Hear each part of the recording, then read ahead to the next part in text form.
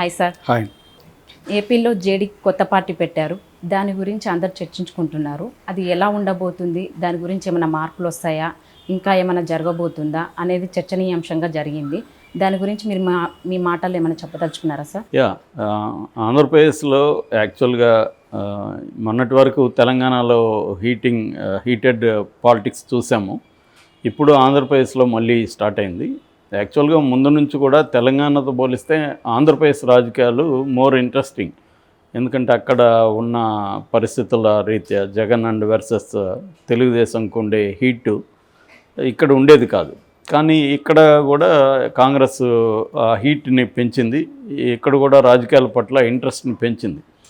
ఇప్పుడు మళ్ళీ ఇక్కడ అయిపోయింది కాబట్టి ఇప్పుడు షిఫ్ట్ అంతా కూడా ఆంధ్రప్రదేశ్ రాజకీయాల వైపు మళ్ళింది. సో ఇప్పుడు కొత్తగా యాక్చువల్గా ఇద్దరు పార్టీలు పెట్టారు. ఒకరేమో సత్యారెడ్డినే ఆయన సినిమా రంగంలో ఉంటారు, ప్రొడ్యూసర్ అండ్ డైరెక్టరు. తను ఒక పార్టీ పెట్టాడు. ఇప్పుడు మనం మాట్లాడుకునేది జేడీ లక్ష్మీనారాయణ. ఆయన మాజీ సిబిఐలో జాయింట్ డైరెక్టర్గా పనిచేశారు. సో ఆయన గత 2019లో జనసేన తరపున వైజాగ్ నుంచి ఎంపీగా కంటెస్ట్ చేసి 3rd ప్లేస్ వచ్చారు అక్కడ. అప్పటి నుంచి ఆయన తర్వాత జనసేన నుంచి బయటకు వచ్చారు. జనసేన నుంచి బయటకు రావడానికి కూడా ఆయన చెప్పిన కారణం ఏంటంటే పవన్ కళ్యాణ్ ఫుల్ టైం రాజకీయవేత్తగా ఉంటానని చెప్పాడు, సినిమాలను ఆపేస్తానని చెప్పాడు. మళ్ళీ ఆయన మాట వెనక్కి తీసుకొని సినిమా రంగంలోకి వెళ్ళిపోయాడు, సినిమాలు చేసుకుంటున్నాడు. అందుకని అట్లాగా నిలకడ లేకుండా ఒక ఫుల్ టైం రాజకీయ నాయకుడిలాగా పనిచేయకుండా ఉంటే పార్టీని సక్రమంగా నడపలేమని నేను బయటకు వచ్చాను అనేది ఆయన చెప్పాడు. అప్పటి నుంచి ఆయన రకరకాల పుకార్లు వచ్చాయి. వైసీపీలో జాయిన్ అవుతున్నాడని కూడా పుకార్లు వచ్చాయి. వైసీపీ నుంచి వైజాగ్లో పోటీ చేస్తాడని కూడా వచ్చాయి. అయితే బరెలక్క టైంలో ఆయన మళ్ళీ రంగంలోకి వచ్చాడు. అంతవరకు ఆయన ఏంటంటే యూట్యూబ్ ఛానల్కి వాటికి ఇంటర్వ్యూలు ఇవ్వడం, కొన్ని శాటిలైట్ ఛానల్స్ కూడా ఇంటర్వ్యూలు ఇవ్వడం, ఇంటర్వ్యూలలో వివిధ విషయాల మీద తన అభిప్రాయాలు చెప్పడం అవి చేసేవాడు. నేను కూడా ఆయన ఇంటర్వ్యూలు చూశాను. చాలా ఆయనకేందంటే ముఖ్యంగా లీగల్ టర్మ్స్ కానీ, లీగల్ నాలెడ్జ్ కానీ, ఒక ఇన్వెస్టిగేటివ్ ఏజెన్సీస్ ఎలా వర్క్ చేస్తాయి కానీ ఇటువంటి వాటి మీద మంచి అండర్స్టాండింగ్ ఉంది. చాలా బాగా చెప్పగలడు. ఒక లెక్చరరు తన స్టూడెంట్లకి పాఠం ఎలా చెప్తాడో అంత వివరంగా ఆయన చెప్పగలడు. అది బాగుంది.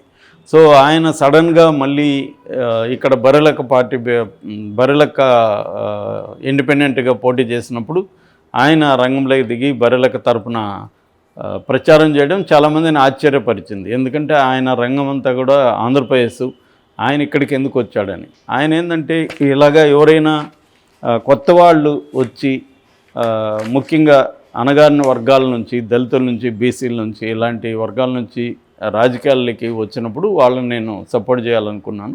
బరెలక్కను అందుకే చేస్తున్నా. ఆమె నిరుద్యోగులకి రిప్రజెంటేటివ్. నా అజెండా కూడా అదే. గ్రామాల బాగుపడాలి, రైతులు బాగుపడాలి, నిరుద్యోగులకి న్యాయం జరగాలి. కాబట్టి నేను ఈమెని సపోర్ట్ చేస్తున్నాను, ఈమెను గెలిపించాను అనేది కూడా చెప్పాడు. తర్వాత కూడా బరెలక్కకి సంబంధించి ఆమె ఎలా మీడియాతో ఎలా బిహేవ్ చేయాలి, ఎట్లా ఉండాలి, ఇవన్నీ కూడా ఆయన కొంత సలహాలు కూడా ఇస్తున్నాడు అనేది కూడా మనకు తెలిసిన విషయం అన్నమాట. సో అప్పటి నుంచి కూడా ఆయన రకరకాల పార్టీలకు వస్తాడని కూడా అంటున్నారు. మధ్యలో ఆయన కొంత వైసీపీకి పాజిటివ్గా కూడా మాట్లాడారు అనమాట.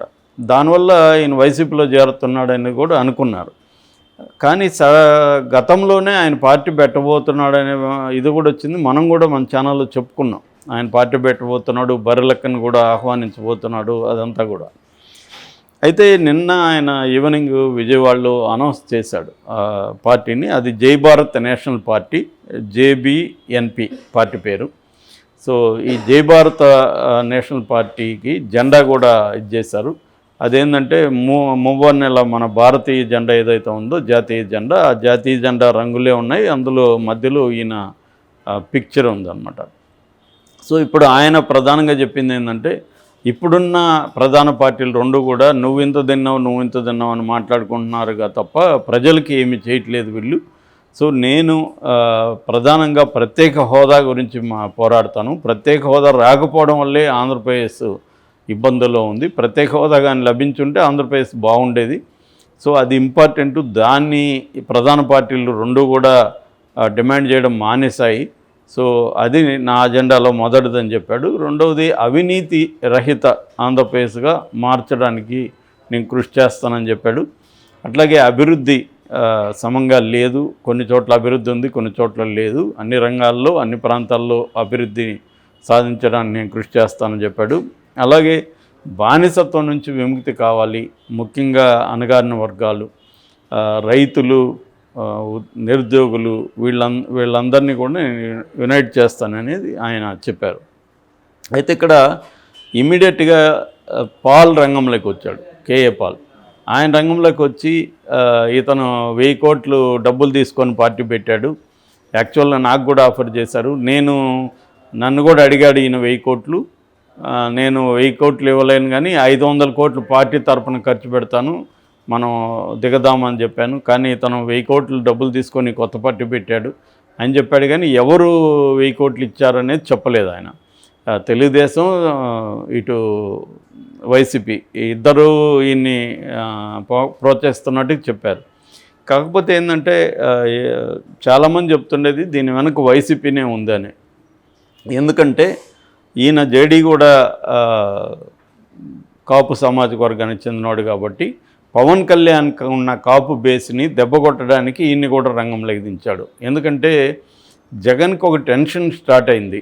ఇక్కడ తెలంగాణలో కేసీఆర్ ఓడిపోయేసరికి జగన్కి ఏంటంటే ఇలాంటి రిజల్టే ఇక్కడ ఏమన్నా వస్తుందా, మనకు కూడా ఏమన్నా ఒక వ్యతిరేకత ఉందా జనంలో అనేది ఒక భయం అనేది స్టార్ట్ అయింది.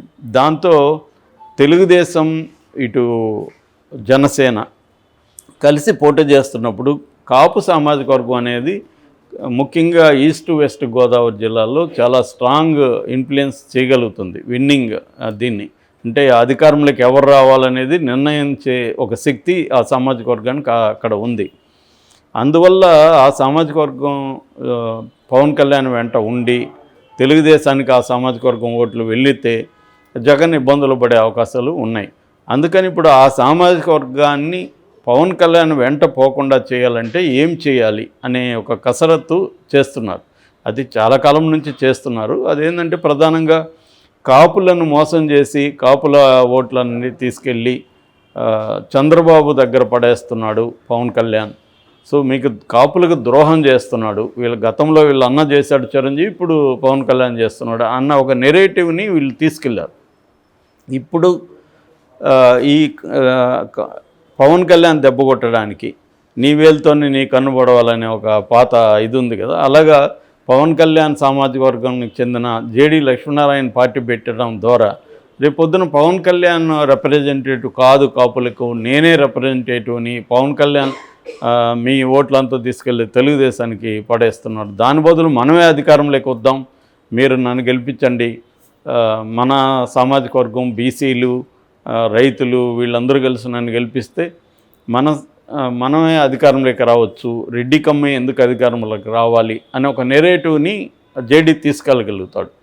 ఎందుకంటే నిన్న కూడా హరిరామ్ జోగయ్య లెటర్ రాస్తూ ఏం మాట్లాడాడు, సో స్వాతంత్రం వచ్చిన తర్వాత నుంచి కూడా మెజారిటీ ముఖ్యమంత్రులు ఈ 2 కులాల వాళ్ళే ఉన్నారు ఆంధ్రప్రదేశ్లో. సో ఈ 2 కులాల వాళ్ళే ఎందుకు ముఖ్యమంత్రులు అవ్వాలి, బడుగు బలహీన వర్గాల వాళ్ళు ఎందుకు అవ్వకూడదు? సో మీరన్నా దీన్ని మారుస్తారేమో అనుకున్నాము, కానీ మీరేమో తేల్చట్లేదు, మీరు ముఖ్యమంత్రిగా ఉండబోతున్నాడా చంద్రబాబు ఉండబోతున్నాడా అనే సూటి ప్రశ్న ఆయన వేశాడు. దానికి మళ్ళీ ఆయనే ఈరోజు పవన్ కళ్యాణ్ ఆన్సర్ ఇచ్చాడని ఆయనే ఇంకొక లెటర్ రిలీజ్ చేశాడు. ఆ లెటర్లో ఏముందంటే పవన్ కళ్యాణ్ ఇంకా ముఖ్యమంత్రి డిసైడ్ అవ్వలేదు, ఎలక్షన్ తర్వాత డిసైడ్ చేస్తామని చెప్పాడు అని చెప్తున్నాడు. సో అదేం కొత్త విషయం కాదు, ఆల్రెడీ పవన్ కళ్యాణ్ గతంలో కూడా చెప్పాడు. అది ఇతను చెప్తుంటాడు, వాళ్ళేమో తెలుగుదేశం వాళ్ళేమో చంద్రబాబు ముఖ్యమంత్రి అంటే వాళ్ళు చెప్తుంటారు. ఇలాంటి కన్ఫ్యూజన్ ఎప్పటి వరకు నడుస్తుందంటే సీట్లు కేటాయించే వరకు నడుస్తుంది. రేపు పొద్దున పవన్ కళ్యాణ్కి 20-25 సీట్లు ఇచ్చారనుకో, అప్పుడు ఇది ఇంకా లేదు, పవన్ కళ్యాణ్ ముఖ్యమంత్రి ఎలా అవుతాడు 20-25 సీట్లకి? అందుకని హరిరామ్ జోగయ్య కూడా 60 సీట్లు డిమాండ్ చేయమని అడుగుతున్నాడు. 60 అయితే పవన్ కళ్యాణ్కి ఎందుకు ఇస్తారు 60? కాబట్టి ఏంటంటే ఇక్కడ ఒక కన్ఫ్యూజన్ స్టేట్ ఉంది పవన్ కళ్యాణ్కి సంబంధించి ఆల్రెడీ కాపుల్లో కూడా. ఇతన్ని నమ్మొచ్చా, నమ్మి ట్రావెల్ చేయొచ్చా అనే ఒక కన్ఫ్యూజన్ స్టేటు కొంతవరకు కాపు యూత్లో ఉంది. ఈ కన్ఫ్యూజన్ మరింత పెంచడం, ఆ కాపు యూత్కి ఆల్టర్నేటివ్గా ఒకవైపు జేడీ లక్ష్మీనారాయణ, ఇంకొక వైపు ముద్రగడ పద్మనాభం, వీళ్ళిద్దరిని తీసుకురావడం అన్న ఒక స్ట్రాటజీని జగన్ చేస్తున్నాడు. ఆ స్ట్రాటజీలో భాగమే ఈయన పార్టీ అనేది ఒక వెర్షన్ వినిపిస్తుంది.